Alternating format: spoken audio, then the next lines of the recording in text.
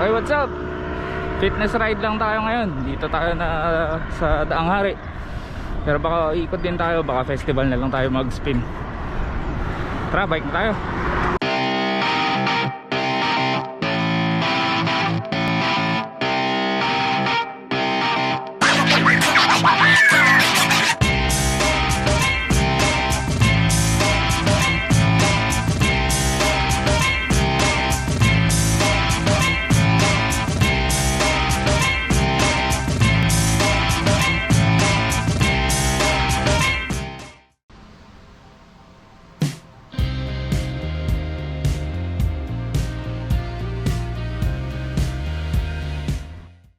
Allow me to introduce myself. I am Jarvis, a virtual artificial intelligence, and I'm here to assist you with a variety of tasks as best I can, 24 hours a day, 7 days a week.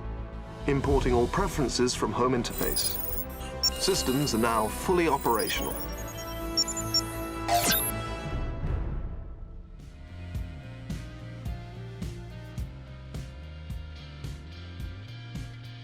So, dito na tayo sa may Somo. Yan, dito na tayo umikot near Molino Boulevard. So, sabi ko nga kanina, dapat sa may fill invest, dapat iikot na kagad ako. Tapos fill invest na lang mag-iikot. Pero yun, maluwag naman. May mga checkpoints. So, kung kayo hindi nakabike, nakamotor, medyo strict pa. Kasi MECQ pa po. Pero sa bike, yan. So, iwasan na lang po natin yung marami yan. So, katulad ko, solo lang. So, dire-diretso lang. Maluwag naman. And always wear your mask, syempre. So, mag-ano lang tayo ngayon. Magre-recover from mahabang pahinga. Almost 4 weeks na walang bike. So, try lang natin. So, bibigyan ko lang din kayo ng preview or itatry ko itong Garmin Virb. So, para makita natin itong mga gauges, some data dun sa biking. And so far, gumana naman siya. So, nakikita nyo. Ayan, so makikita nyo dyan, you can customize yung mga nakalagay dito. Speed, gradient, yung mapa.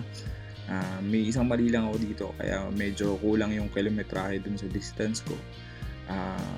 Suggested pala dito is for the video, ayan, mag-shoot ka na ng video dun sa start mo. So kahit hindi mo ilagay yun, isi-sync mo lang yun dun sa kukunin mong GPX.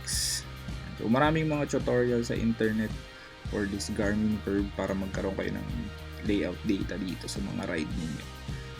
Kung gusto nyong gumawa tayo, pwede naman. Pero yun, marami na rin kasi. If you like, yan, so comment lang kayo if gusto nyong gumawa tayo ng parang tutorial dito. Yung iba kasi mas gusto nila yung mas local yung dating nung pagtuturo. Yan, so mag-ride muna tayo and sound trip. Okay, let's go!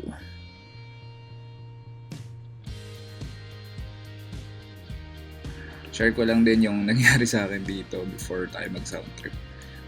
Meron dito may mga maliliit na ahon dito sa Daang Hari eh. Tapos yun, medyo ginalingan eh.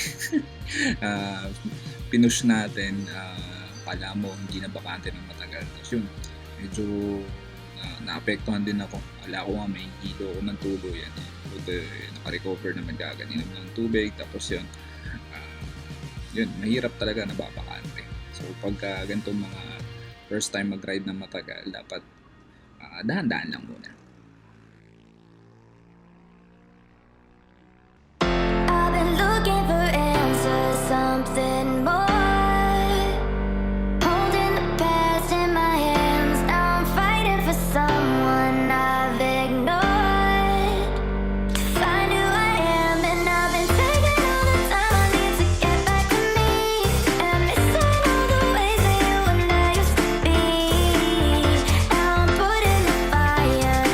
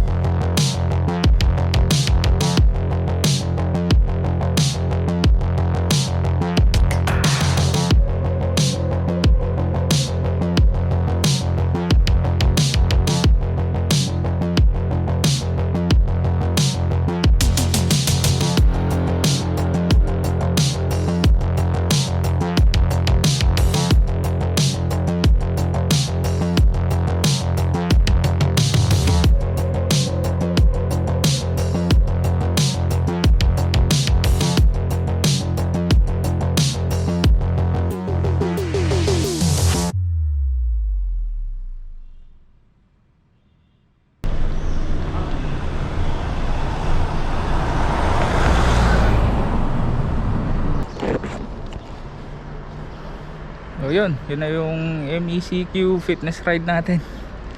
Ano lang 25.84 kilometers. Ano ba to? 1.5 hours.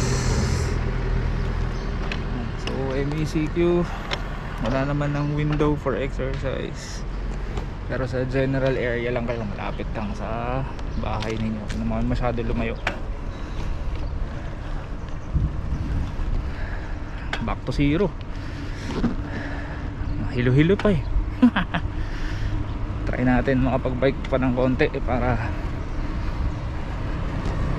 hindi rin pwede sa akin yung